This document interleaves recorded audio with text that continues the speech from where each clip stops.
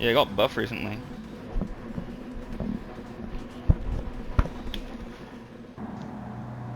Hello there, welcome to the channel.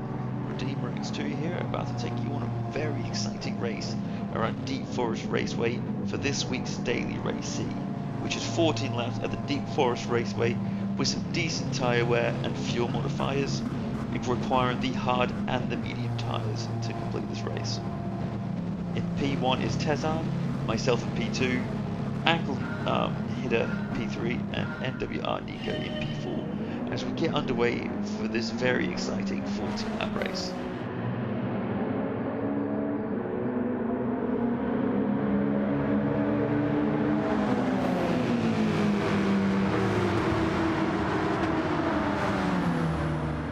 As we come up to the most intense part of the lap, turn 3, the hairpin right, all manner of chaos happening behind me there as we rotate onto the back straight. Most of us, up the front at least, get through very cleanly, and it's a straight drag race down into turn 4. All in profile, all racing to the corner. With the very realistic draft here, it's very hard to get one up on anyone, as we all pretty much slide into procession into sector 2 as we go through the technical section, as the Porsche of the other Australian driver who started 7th now moves up to 5th place. Keep an eye on him for later in the race. As we come through the interior of the forest at the raceway, as we come through this is probably the least popular part for the Alfa Romeo. Very understeery through here, and does not like taking these corners at full pedal. Often have to lift off there. But as we come to the final corner here, still right behind Tesla at this point, I've realised he is not on the same tyres that I'm on. And we are in for a very challenging race to beat him, because I need to get past him now so I can use my tyres to my advantage. As we begin lap 2, and everyone has survived pretty much so far. As we carry our overspeed around the outside of Tezan here, leading into a very, very awkward left-hander here that both give each other enough space to handle. As you see the cars behind us all coming into formation here, NWR getting a bump up the backside from the fellow Australian driver, as I lead out of turn 3 with Tezar, Angle Hitter, and I think NWR not far behind in the process, as we come down the wiggly straight, down the hill, into the 90-degree right-hander. Tezar keeping to my left there, is going to have the better driving line, as long as I brake on time, but unfortunately I brake a little bit late here, losing a bit of time, losing a place to Tezar, trying to hang it around the outside. Unfortunately, there's just no space for me there, unfortunately. I get a little bit of a bump from Angle Hitter as we come together. I just keep it on the outside, which turns into the inside, and I just hold on to P2 there. That was a very, very aggressive defensive drive by me in this race, and it really was very important that I did that then there. As I go for half a look up Tezar there, I think I just clipped his rear tyre there, as he loses a bit of stability. As we go 3 wide into the final corner, I take a very deep line, coming to cut back, have another bit of contact with Ankle, whereas the other Aussie full-on rams NWR Nico here. But as we rewind and have a look at this, it looks more of a lag here than anything here, because it doesn't actually look like they make contact. So I will give that the benefit of the doubt in this situation here. As we move on to the start of lap 3, going to the hairpin, all neck and neck. Very close, Tesla getting a bit squirrely on the exit. There's the 3 of us now all battling out for P1, coming into the tunnel on the back straight as we head down to the right-hander. Tesla just having the edge of me, get the toe in on Ankle, as this gentleman here is a bit further back here. Comes up the inside, comes aggressively, hits me entirely, hits me into Tesla, hits Tesla again. And from where Tesla was just leading a moment ago, leading into this corner, I do give old mate a bit of a hit here, unfortunately. He was able to recover it, but then the other guy fully rams into me, and the knock-on effect is Tezar is the big loser here. Not a very good driver by this driver. He's evidently on the medium tyres, trying to make the most of his tyres while he can, and in the process he's bullied. NWR Nico is now down in 6th after his handiwork. He was dive bombing other drivers, but you know, you got to be a bit aggressive. But the way he was driving just wasn't happy. Ankle, myself, and Nico were chatting. So this is Just very poor driving by him. As Ankle and I race down the hill to come down to the final corner of lap 3, we start chatting here. I think I go for an overtake shortly on him, he just lets me through, and then from there, he just lets me carry on with my race, knowing full well he'll be able to catch me up in the final few laps for a move on me, so he chose not to hold me up, which is also good racing etiquette between each other. As Tezar, after having those issues, decides to pit on lap 3 to do a lap stint on the softs, on the mediums, which can be a bit of a high-risk play for him, as I get a very good exit, taking a slightly different line, and it's now a drag race down the tunnel on the start of lap 4, as we're leaving behind the other fella just a little bit, as we go for a drive down here. But this is where Angle just lets me through, he doesn't really battle me and lose too much time here, he knows he'll be quicker than me, and he'll let a pass for the pass for the race. So as I take the lead here once again, Stanch is not me away from this race, as Ankle just gets completely dived up the inside by old mate here. Now he initially thought that was really unfair. Looking back at it now, I would say he's left the door open and he's parked it on the apex, and that was a clean move. But at the time, I can see why he was aggrieved by it.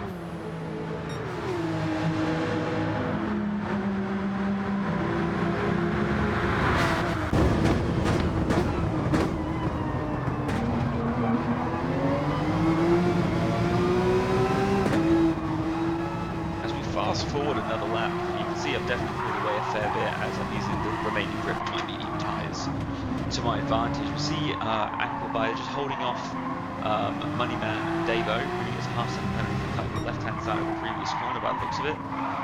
Gives him a hit, loses control of his car, and yeah, gets a bit of a gap on him. As we go back to Tesla, who's done his pit stops behind Tapo, pitted on lap 1 I believe. Just hits the Porsche out. Porsche was losing control. Rewind it in a second, have a look at that. But if you just look at this, the docile Kiwi is just carrying a bit of speed. Tyres starting to get a bit worn. It's gone wide. Well, he wasn't even losing control. He just was going really slow through that corner. And Tapo, a gentleman, has to be said. Shout out to him here. He slows down and waits for him. Compromised this race here, but that's very respectable drive by him, so shout out to him for this race.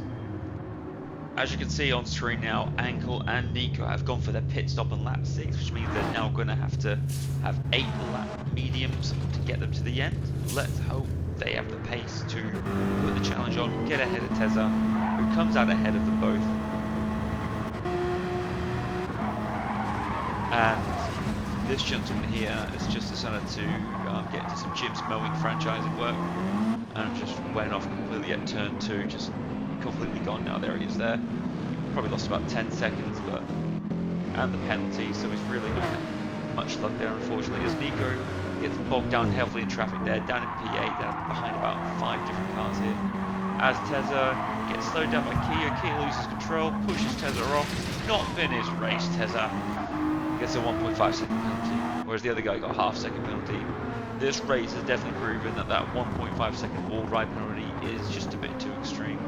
Tezza did nothing wrong here, he's got a 1.5 second penalty as a result. Moved down to P5, behind Ankle Biter, when, Tezza realistically should have won this race, but a few things not going his way have cost him the result. As I'm going a 10th up on the fastest lap time at the moment on 8 lap old mediums, finding a really good rhythm, posting my fastest lap on lap 7 at 26.4.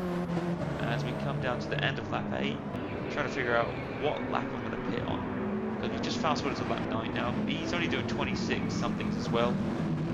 Tezza also in the fight, still not too far behind Ankle, but too far to really make a difference, let us be honest. As Kiyo serves another 0.5 second penalty that he accumulated during the race. As we're now lap 11, I said I'm 1 lap longer than I should have here. Really starting to feel the grip disappearing on my 11 lap old meetings at this point in the race. Finally diving the pits, whereas Ankle on his previous lap did a 26.1. Do a pit stop as quick as the game will let me, because they're scripted, which I suppose is good, because it balances for the drivers who can't control the pit crew. As you see the reward of my good driving here, I come out about 2 to 3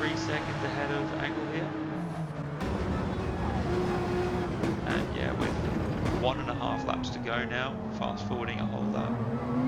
Ankles pulling me right up, and it's now about, what is this? 7 lap old mediums versus 1 lap old hards. So this is the last 2 laps of the race. Yeah, just have a watch.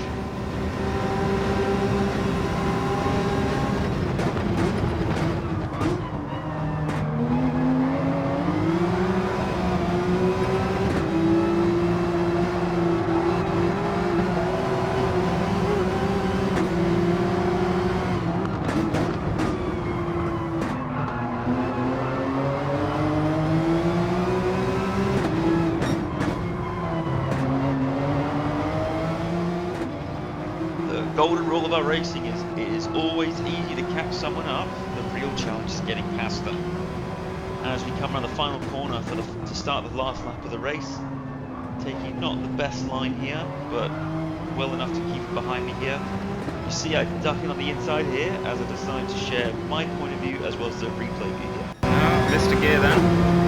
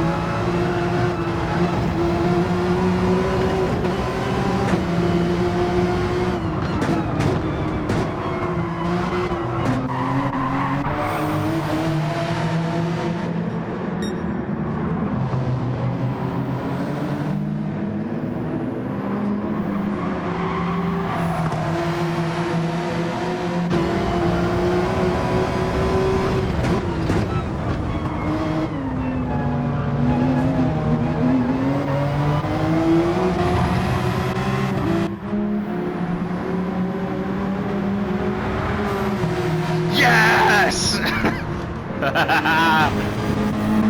I defended beautifully at the end there, didn't I? Oh.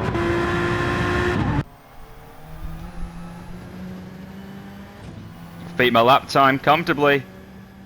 As we add some little nitbit clips 25.521 from before the race started. This is just before the race. I beat my 25.8 lap time to a 25.5, which put me ahead of Ankle Biter here. That allowed me to start ahead of him and allow me to dictate the pace of the race a little bit better. This is start of lap 3. This was my point of view mid-race during that crash. You can see what happens here. See my reaction.